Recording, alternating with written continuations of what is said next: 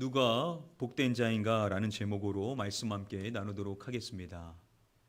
2018년도에 영국에서 트레이시 크라우치가 장관으로 임명된 것이 큰 화제를 모았었습니다. 이 장관직은 전에는 있지 않았었던 신설된 장관직이었었는데요. 그 명칭이 뭐냐면 고독부 장관이었습니다. 영국이 고독과의 전쟁을 선포했다라고 할 만큼 영국 사회 안에서의 이 고독의 문제를 매우 심각하게 다뤘었던 것입니다. 관련 뉴스를 보니까요, 이 고독의 문제는 흡연을 15캐피 하는 것보다 더 해롭다라는 조사 자료를 인용하고 있었습니다. 그만큼 사람에게 있어서 이 고독의 문제는 매우 심각하다라는 것이겠죠. 같은 해인 2018년도에 현재 대한민국은 얼마나 고독한가라는 제목의 연구조사 자료가 소개되었었는데요. 한국의 심리학자들은 한국인의 고독지수를 점수로 매길 때 78점의 점수를 매겼었습니다. 이 점수는 상당히 높은 지수로서 한국인들이 상당량의 이 고독의 문제로 인하여서 고통 가운데 있다라고 진단을 내렸었던 것입니다. 전문가들은요, 이러한 고독감을 더 많이 느낄수록 우울 혹은 불안과 같은 부정적 정서가 증가하고 이를 적절히 해소하지 못할 경우 전신적 사회적 문제로 이어질 수 있다라고 이야기를 했습니다. 여러분, 그렇다면 왜 많은 사람들이 이 고독의 문제에 빠지게 되는 것일까요? 여러 이유들이 있겠지만 그 기사의 내용을 보니까요, 성신여대 심리학과 서수영 교수는 타인에 대한 배려보다는 나를 우선시하는 경향이 강해지면서 많은 사람들이 스스로를 고립시키게 됐다고 진단했음을 소개해 주었습니다. 물론 이것이 유일한 이유는 결코 아니겠죠. 그런데 일반적으로 사람들이 타인에 대한 배려는 잊어버리고 자기만을 우선시하는 경향이 강해지면서부터 이와 같은 문제가 더 심화되었다라는 것입니다. 여러분, 사실 나를 우선시하는 것은 결코 잘못된 것은 아니죠. 그런데 타인에 대한 배려는 다 잊어버리고 나에 대해서만 생각하는 이기심이 커지게 됨으로써 이 고독의 문제가 더욱 심화될 수밖에 없었다라고 말하는 것입니다. 한국 출판업계에 있어서 최장기 베스트셀러, 가장 오랜 기간 동안 베스트셀러를 차지했었던 책은 미움받을 용기라는 제목의 책입니다. 무려 1년 가까이 51주 동안 1위를 차지했었을 만큼 엄청난 인기를 누렸었는데요. 나중 이 책이 2권으로 두 번째 책이 출판이 된 적이 있습니다. 그때 공동 저자가 내한을 하여서 미움받을 용기에 대한 독자들의 오해를 풀고 싶었다라는 이야기를 했습니다. 사람들이 그 책을 통하여서 오해를 했다라는 것인데요. 어떠한 오해냐면 미움받을 행동을 해도 괜찮다라고 사람들이 오해를 했다라는 점이 아쉽다라고 이야기를 했었습니다. 여러분, 이 제목 미움받을 용기라는 제목에만 집중하면 무슨 내용의 책인 것 같으십니까? 이런 내용의 책 같으로 받아들이지 않으시겠습니까? 다른 사람들이 당신에 대해서 뭐라고 말하는 것은 하나도 중요하지 않습니다. 당신이 원하는 대로 인생을 살아가십시오. 요즘 일부 사람들이 말하는 것처럼 이기적으로 살아가십시오. 인간관계는 별로 중요한 것이 아닙니다. 자신이 원하는 대로 인생을 사는 게 답니다. 이런 식의 이야기를 하는 것으로 생각해 볼 수가 있을 것입니다. 자, 그런데 아시는 것처럼 이 책은 오스트레일리아 정신의학자였었던 알프레드 아들러의 이론을 다루고 있는 책이죠. 한국에서 아들러 열풍이라고 할 만큼 수많은 그의 심리학에 대한 책들이 쏟아져 나왔었는데요. 이 아들러가 가장 중시하는 것이 무엇이었냐면 다름 아닌 인간 관계를 가장 중시하는 사람이었습니다. 그는요, 모든 인간의 고민, 그리고 모든 인간의 기쁨은 다 인간관계에서 비롯된다라고 말했었을 정도입니다. 그러니까 인생에 있어서 가장 중요한 것이 있다면 그것은 사람과 사람 사이의 관계라는 것이죠. 자, 중요한 점은 이 인간관계를 어떻게 바라보냐라는 점일 것입니다. 보통 사람들은요, 이렇게 하지 않습니까? 나와 다른 사람의 관계 안에서 다른 사람이 나에 대하여 대하는 모습, 그러한 것에 우리가 중점을 두죠. 그래서 다른 사람이 나에게 아픈 말을 하고 상처를 주고, 그래서 그로 인하여 내가 어려움을 얻게 된 것에 대한 이러한 부분을 잊지 않고 계속해서 끄집어내는 것이 보통 사람들의 모습일 것입니다. 또한 상대방이 나에게 해주기를 기대했던 모습들이 있는데 그러한 것을 해주지 않을 때, 나를 더 사랑해주지 않고 나를 격려해주지 않고 나를 칭찬해주지 않았었던 이러한 것들 역시도 계속해서 되뇌이는 것이 보통 사람들의 모습일 것입니다. 자, 그런데 아들러는 이런 일들을 해서는 안 된다라고 이야기를 하고 있습니다. 이렇게 할 것이 아니라 상대방이 나에게 해주기를 원하는 그것을 내가 상대방에게 해줘야 된다라는 것에 초점을 맞추는 사람입니다. 즉, 내가 사랑받기를 원하면 내가 상대방에게 사랑을 주고, 내가 상대방에게 격려받기를 원하면 내가 상대방에게 격려해주고, 내가 그들에게 먼저 좋은 말을 해줘야 된다라는 것을 강조하는 사람이었습니다. 여러분, 만약에 어떤 아이가 아버지로부터 학대받은 경험이 있었다라고 생각을 해보십시오. 그 아이가 성인이 됐습니다. 그러면 두 가지의 길을 선택할 수가 있을 것이겠죠. 보통 사람들은요, 내가 아버지한테 학대받은 그 아픔이 있기 때문에, 그 트라우마가 있기 때문에 나는 아버지와의 관계를 회복할 수가 없어. 나아가서 그 아픔 때문에 나는 다른 사람들하고의 관계함에 있어서도 어려움이 있을 수밖에 없어 라고 생각하는 사람들이 있지 않습니까? 이것을 프로이드의 원인론이라고 말하는 것입니다. 과거의 그 사건이 원인이 돼서 현재 내가 이런 것이다 라고 접근을 하는 것이죠. 자, 그런데 아들러는 이런 식으로 인생을 살아서는 안 된다라고 말하는 것입니다. 그렇게 할 것이 아니라 그건 그냥 과거고, 내가 지금 바라는 게 뭔가, 나는 아버지와의 관계를 회복하기를 원해. 아버지와 더 친밀해지기를 원해. 그래서 내가 그 목적에 맞게 내가 해야 될 일에 초점을 맞추는 것이 바른 방향이다라고 이야기를 합니다.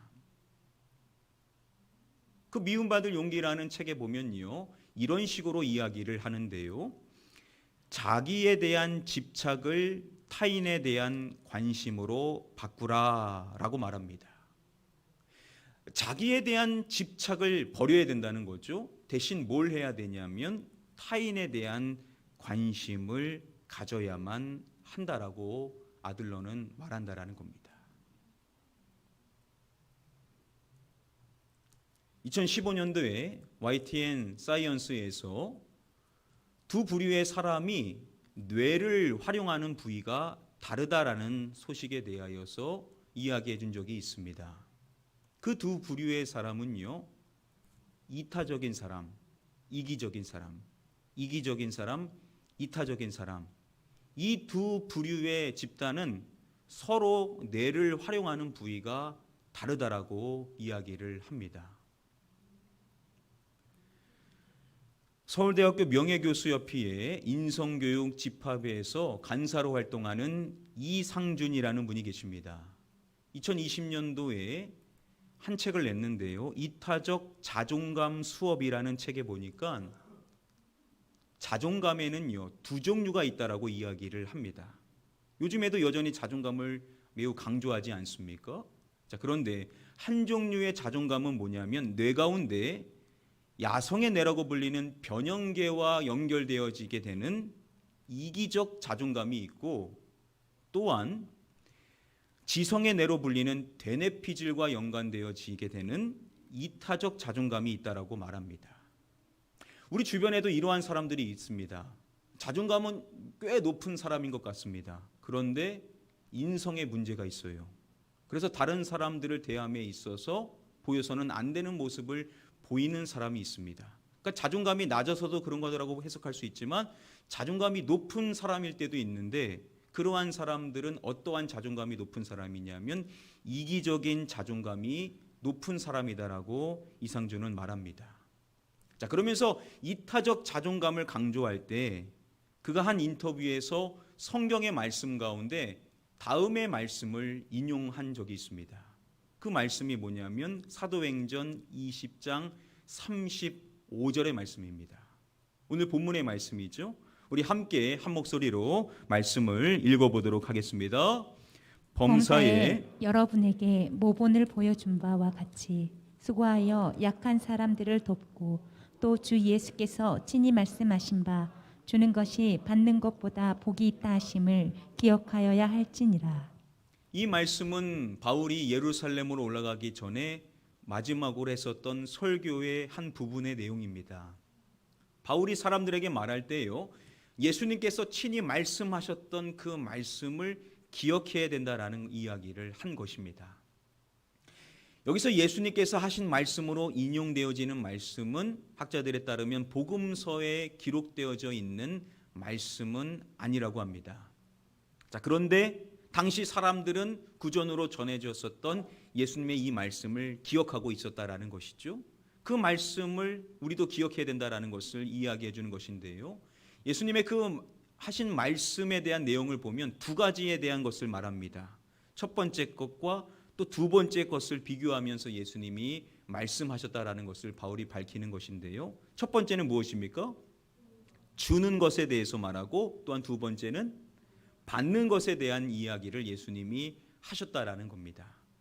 자, 예수님께서는 주는 것과 받는 것을 말씀하실 때 주는 것이 받는 것보다 이것이 있다라고 말씀하셨다라는 겁니다. 뭐가 있다라고요? 복이 있다라는 예수님께서 말씀을 하셨다라는 겁니다. 우리의 인생에 있어서 너무나도 중요한 give and take, 주고받는 것 가운데 예수님이 말씀하셨던 사항, 주는 것과 받는 것 가운데 더 복된 일이 무엇이냐? 받는 것이 아니라 무엇하는 거요? 주는 것이 더 복된 일이다라는 것을 예수님께서 말씀을 하셨다라는 겁니다.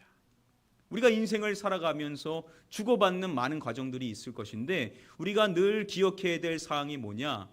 받는 쪽이 아닌 주는 쪽이 더 복된 일이라는 것입니다. 앞서서 말씀드렸었던 이상준 작가는 자신의 그 책에서 이렇게 주는 쪽을 택하는 사람이 어떠한 사람이라고 말하냐면 바로 이타적 자존감이 높은 사람이다라고 이야기를 합니다. 이러한 사람이 바로 세상이 바라는 모습의 사람들이겠죠.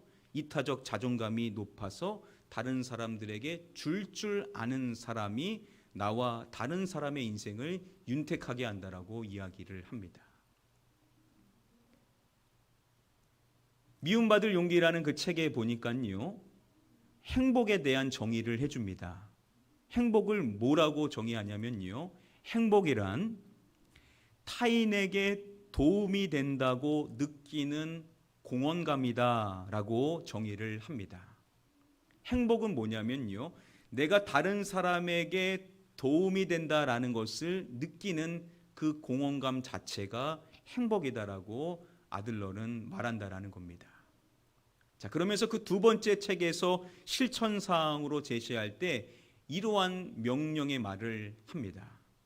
그 명령의 말이 뭐냐면 바로 주라라는 것입니다.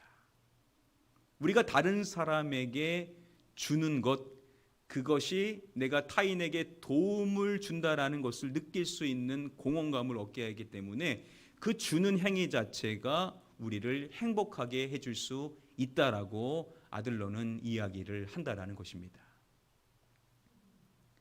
앞서서 소개해드렸었던 두 부류의 사람, 이기적인 사람과 이타적인 사람은 뇌를 활용하는 부위가 다르다라는 것을 밝혀냈었던 고려대 교수의 연구팀들의 자료에 따르면은요, 이러한 이야기가 있습니다. 이타적인 사람은요, 어떻게 행복을 느끼냐면 타인을 도와줌으로써, 타인을 도움으로써 행복을 누린다라는 내용이 있습니다. 그러니까 이기적인 사람은 알 수 없는 인생의 행복이 있는데 그게 뭐냐면 타인을 도와줌으로써 누리는 행복이라는 것입니다.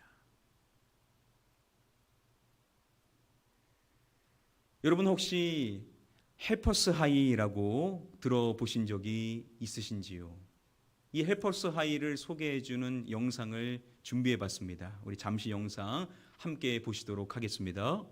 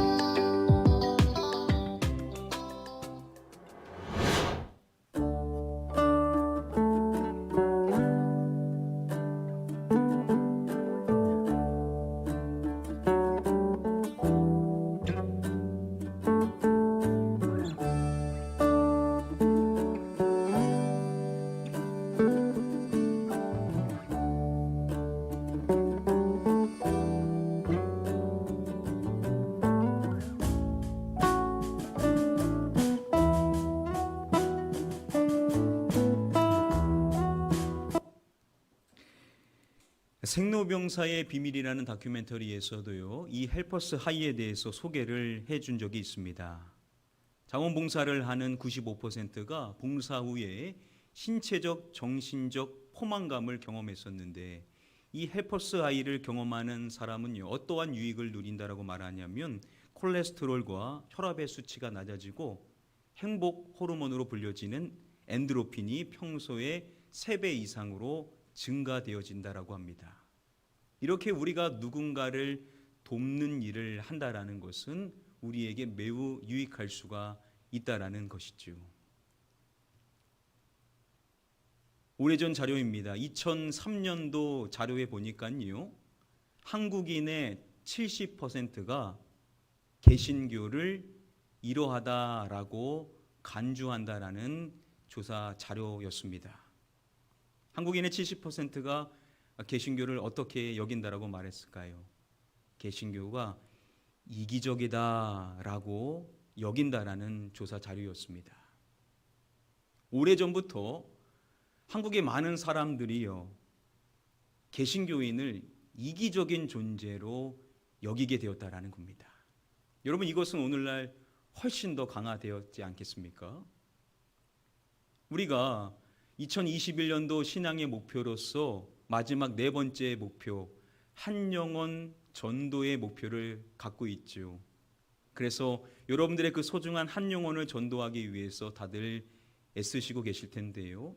자, 그런데 우리가 기억해야 될 한 가지 사실이 있는데, 우리의 그 소중한 그 한 영혼, 그 한 영혼의 생각에도 어떠한 선입견이 있을 수 있냐면 개신교는 이기적이다. 교회 다니는 사람은 이기적이다. 라는 선입견이 있을 수가 있다라는 겁니다. 여러분, 물론 그러한 분들에게도 우리가 복음을 전해줘야 하겠죠.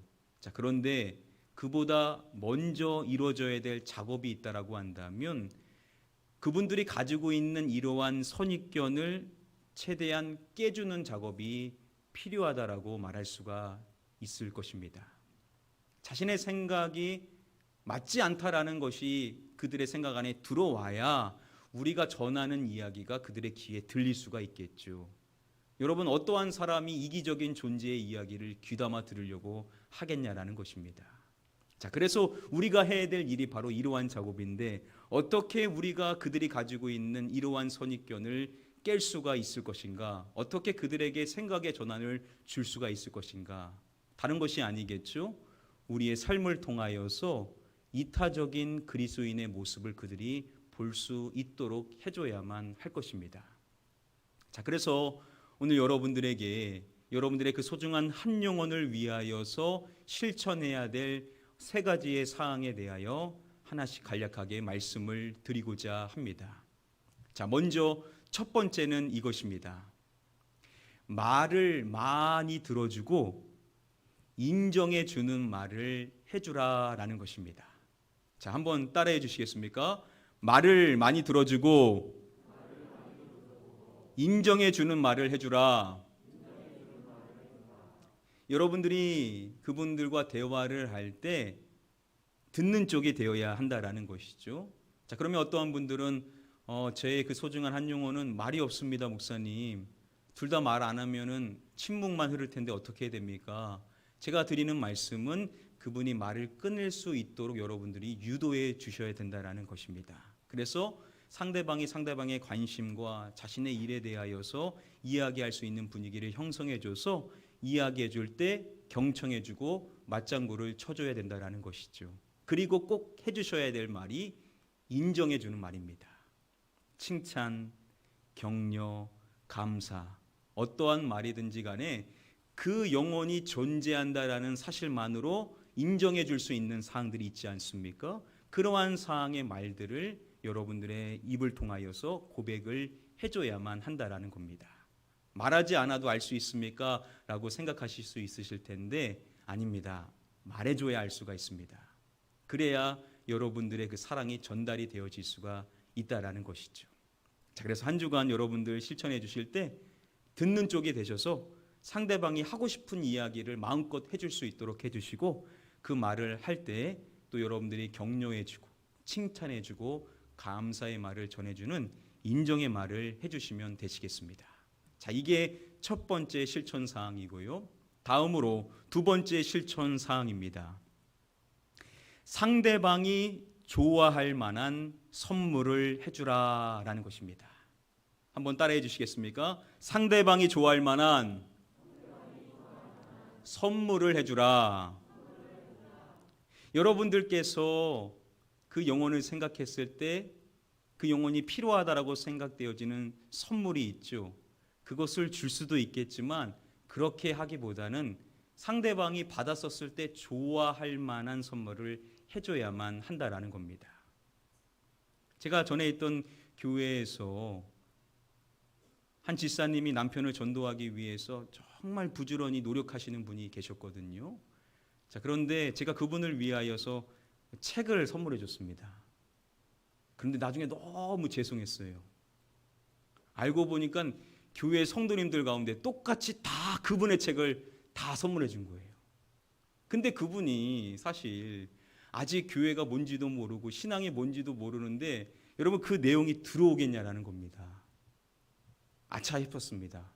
이거는 내 기준에서 내가 생각했었을 때 필요한 것을 그분에게 준 거지 이게 상대방의 기준에 봤었을 때 상대방에게 좋을 만한 선물은 결코 아니었다라는 것이죠. 여러분들도 생각해 보십시오. 여러분들의 기준이 아니라 상대방의 기준에 봤었을 때 여러분들이 이것을 주면 그분이 웃을 수 있는 이분이 나에게 정말로 따뜻한 관심을 갖고 있구나 라는 것을 생각해 주게 만들 수 있는 선물을 생각해 보셔서 전달해 주시면 되시겠습니다. 여러분, 의외로요, 값이 많이 나가지 않아도 그 영혼에게 정말 기쁨을 줄 수 있는 선물들이 많이 있습니다. 우리가 생각을 잘 안 해봐서 그렇거든요. 여러분들 한번 먼저 생각해 보셔서 그 영혼을 웃음 짓게 해줄 수 있는, 그 영혼이 관심을 가지고 있는 선물이 무엇일지를 생각해 보시고 이번 한 주 동안 그분에게 그 선물을 전달해 주시면 되시겠습니다. 자, 이것이 두 번째 실천 사항이고요. 마지막 세 번째 실천 사항입니다. 상대방을 위한 봉사를 실천하라라는 것입니다. 한 번 더 따라해 보겠습니다. 상대방을 위한 봉사를 실천하라. 사람들의 사랑의 언어 가운데 한 가지가 이 봉사지 않습니까? 누군가가 나를 위하여서 자신의 시간을 써서 무엇인가를 해주는 그 봉사의 모습을 봤었을 때 사랑을 느끼는 사람들이 있다라는 것이죠. 어떠한 일이든지 상관이 없습니다. 여러분들이 그 소중한 한 영혼을 위하여서 여러분들의 시간을 쓰고 여러분들이 무엇인가를 봉사해주는 그 모습을 여러분들이 실천하였었을 때 그 영혼이 이분이 정말로 나에 대한 관심을 갖고 사랑의 마음을 갖고 있구나라는 것을 그 영혼들이 깨닫게 될 것입니다.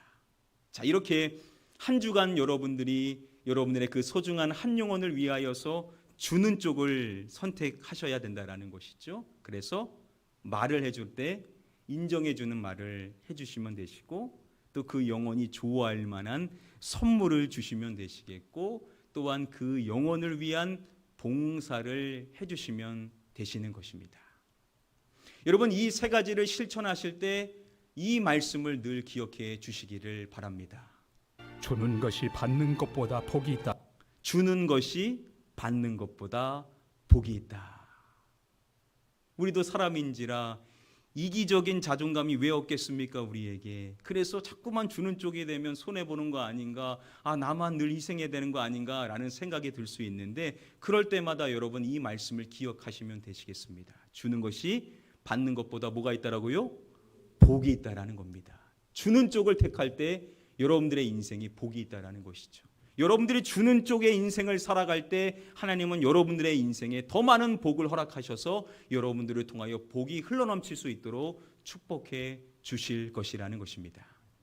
한 주간 여러분들 주는 쪽을 택하셔서 복이 있는 인생을 살아가셔서 여러분들의 그 소중한 한 영혼을 위하여서 여러분들의 언어로, 여러분들의 물질로, 여러분들의 몸을 통하여서 그 영혼을 위한 헌신을 해주셔서 그 한 영혼의 마음이 활짝 열리고 복음에 가까워지는 역사가 일어날 수 있게 되기를 주님의 이름으로 간절히 축복하며 축원드립니다.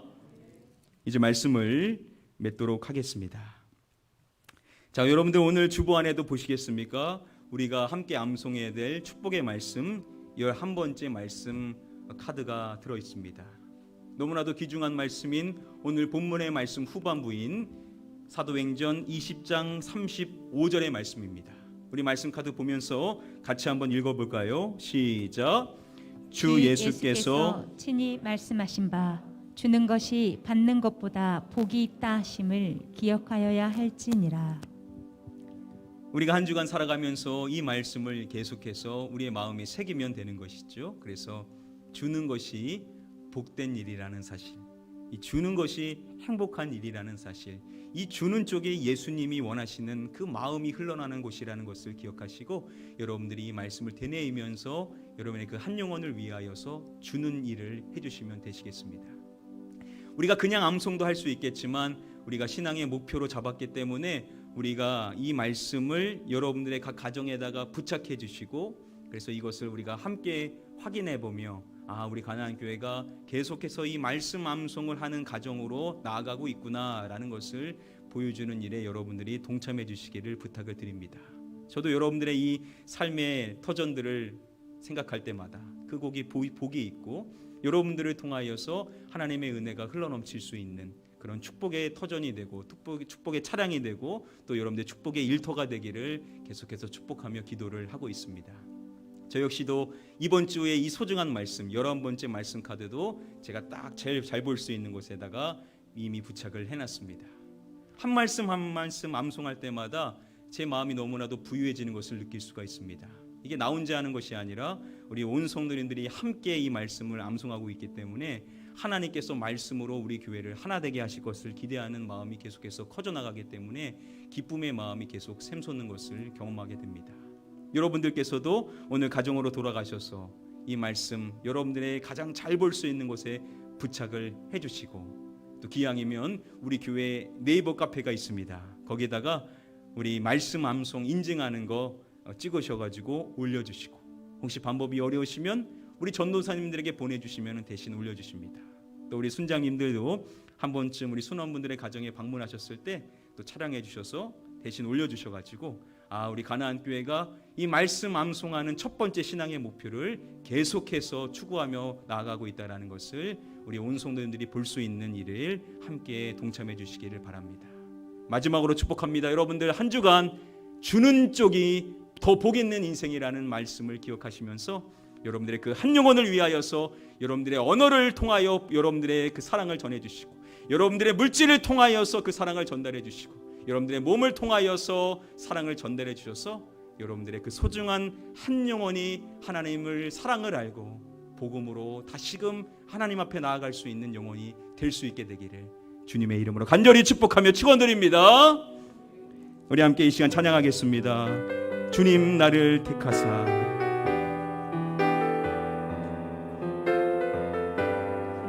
오늘도 하나님께서는 우리를 각 삶의 현장에 가정선교사로 보내십니다.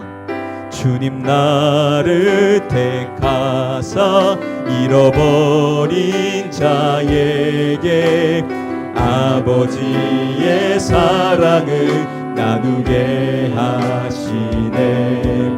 어둠을 밝히며 차가운 마음 녹이는 진리의 빛 전하게 하소서.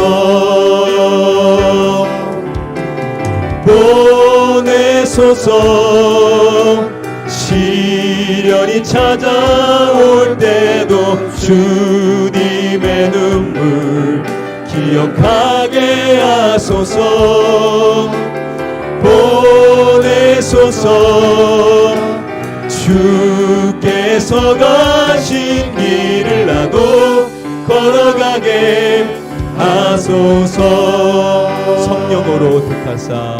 성령으로 택하사 소망 없는 자에게 생명의 그 말씀을 전하게 하시네.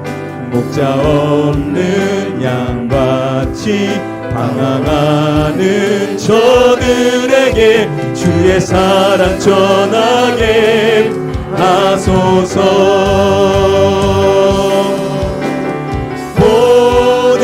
보내소서.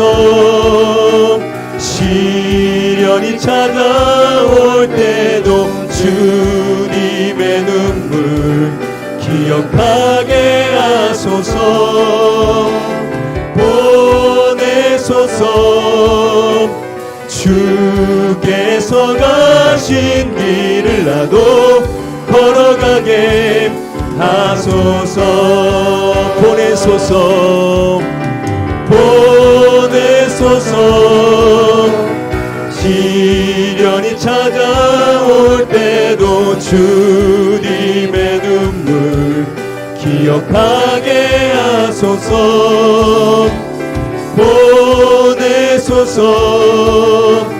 주께서 가신 길을 나도 걸어가게. 우리 헌신을 다짐하면서 두 손 들고 함께 찬양합니다. 보내소서. 보내소서.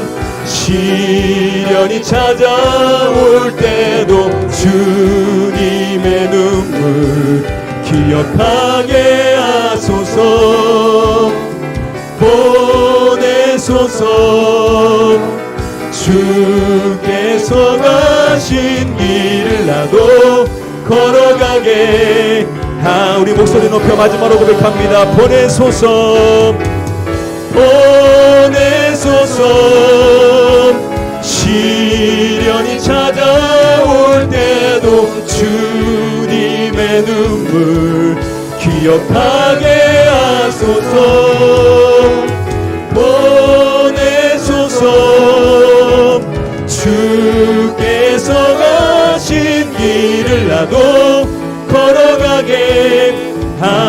하소서. 나도 걸어가게 하소서. 나도 걸어가게 하소서. 우리 시간에 같이 기도하는 시간 갖겠습니다. 하나님, 우리를 통하여서 하나님의 사랑이 전달되어질 수 있도록 우리의 언어를 통하여 인정해주는 말을 하게 하여 주시옵시고, 그 한 영혼을 위하여 선물을 해줄 때 그 한 영혼이 기뻐할 만한, 웃음 짓게 할 만한, 그 영혼의 입장에서 좋아할 만한 선물을 전달케 하여 주시옵시고, 또한 그 한 영혼을 위하여 내가 봉사해야 될 부분이 무엇인지를 기억하고 그 한 영혼을 위하여 나의 시간을 투자하고 나의 가진 것을 투자하여서 그 한 영혼을 위하여 기꺼이 봉사할 수 있는 자 되게 하여 주셔서 나를 통하여 그 심령의 마음에 하나님의 사랑에 반응할 수 있도록, 또한 그가 가지고 있는 선입견이 깨어지고 하나님을 바라볼 수 있는 심령이 될 수 있도록 우리를 통하여 그와 같은 일을 행하여 주시옵소서. 우리 이와 같은 기도 제목 갖고 합심하여 함께 잠시 기도하도록 하겠습니다. 기도합니다. 아버지 하나님, 오늘도 우리를 통하여서 하나님의 사랑을 전달케 하시는 아버지 하나님, 우리를 보내실 때 우리가 그들에게 해야 될 말을 알게 하여 주시옵소서. 우리의 언어를 통하여서 하나님의 사랑을 드러낼 수 있기를 원합니다. 대화할 때 먼저 그들의 말을 경청할 수 있게 하여 주시옵시고, 그들이 마음껏 자신의 이야기를 할 수 있도록 우리가 아무리 하고 싶은 말이 많이 있더라도 먼저 들어주고 경청해주며 그 마음을 헤아릴 수 있는 자가 되게 하여 주시옵소서. 그리고 그 영혼에게 필요한 말, 인정해주는 말, 칭찬의 말, 격려의 말, 감사의 말을 해줌으로써 우리의 언어를 통하여 그의 영혼이 세움받을 수 있도록 우리의 입술을 주장하여 주시옵소서. 또한 우리가 하나님의 사랑을 전하기 위하여서 우리의 가진 것을 통하여 작은 선물을 해줄 수 있는 용기를 우리에게 허락해 주시기를 간절히 소원하며 기도합니다. 하나님, 잠언의 말씀에도 예기치 못한 선물이 그 마음을 바꿀 수 있다라고 하셨사오나니 우리가 전하고자 하는 그 선물을 사용하여 주셔서 그 영혼이 기뻐할 만한, 그 영혼이 웃음질 만한 선물을 전해줘 그의 마음이 활짝 열릴 수 있도록 인도하여 주시옵소서. 또한 아버지 하나님, 그 영혼을 위한 우리의 봉사가 끊이지 않기를 원합니다. 우리 성도님들 가운데 한 영혼을 위하여 이와 같은 봉사를 결단했던 것이 있습니까? 하나님, 다시금 새로운 마음으로 결단하여서 그 한 영혼의 구원을 위하여 내 자신을 희생하며 헌신하고자 하는 이 봉사의 마음으로 나아갈 수 있는 자들 다 되게 하여 주시옵소서. 한 주간 이 세 가지를 실천할 때마다 주님의 말씀을 기억해 하게 주시옵소서. 주는 것이 받는 것보다 복이 있음을 말씀해 주셨사오나니 복이 있는 자가 되게 하여 주시옵소서. 주는 쪽이 되게 하여 주셔서 언어를 통하여, 물질을 통하여, 우리의 몸을 통하여서 우리에게 기꺼이 우리의 것을 나눠줄 수 있는 그 헌신의 삶을 살아가게 하여 주시옵소서. 감사합니다. 하나님, 아버지 하나님, 우리를 통하여서 주님의 그 놀라운 사랑이 드러날 수 있기를 간절히 소원합니다. 우리의 입술을 통하여서, 우리의 물질을 통하여서, 우리의 몸을 통하여서 하나님의 사랑이 제한 없이 마음껏 드러날 수 있도록 우리를 사용하여 주시옵소서. 우리의 입술을 주장하여 주셔서 그들이 필요한 말들, 그들이 원하는 말들, 인정해 주는 말, 격려해 주는 말, 칭찬해 주는 말, 감사하는 말, 이와 같은 말들을 해줌으로써 우리의 언어를 통하여 그들의 심령이 세움받을 수 있도록 우리의 입술을 사용하여 주시옵소서. 또한 아버지 하나님, 우리의 가진 것을 통하여 작은 선물을 준비하기를 결단합니다. 아버지, 그 한 영혼이 기뻐할 만한 것이 무엇인지를, 그 한 영혼이 웃음 짓게 할 만한 선물이 무엇인지를 깨닫게 하여 주셔서 우리가 그 선물을 준비하여 전달해 주었었을 때 그 마음이 열어지게 되는, 그래서 예수 그리스도의 사랑에 대하여 궁금해할 수 있는 마음으로 변화될 수 있도록 우리 성도님들이 사용하는 그 선물을 통하여 역사하여 주시옵소서. 또 하나, 한 주간 살아갈 때 우리의 소중한 그 한 영혼을 위한 우리의 결단, 봉사의 정신을 다시금 우리가 회복하고 그 한 영혼을 위하여서 우리의 가진 것을 아끼지 아니하고 희생하며 쓰고자 하오나니 아버지 하나님, 우리 성도님들의 결단을 다시금 붙잡아 주셔서 용기를 주시고 한결같은 모습으로 나아갈 때 그들이 분명 우리의 진정성을 알고 복음에 대한 우애와 교회에 대한 우애가 깨지게 되는 역사가 드러나게 될 줄 믿습니다. 우리 성도님들을 사용하여 주셔서 그들의 헌신과 그들의 언어와 그들의 물질을 통하여 우리의 소중한 그 한 영혼의 마음이 움직여지고 감동받고 변화되는 역사가 일어날 수 있게 하여 주시옵소서. 믿고 감사드리오며 이 모든 말씀 우리의 구원자가 되시는 예수 그리스도의 이름으로 기도드립니다. 아멘.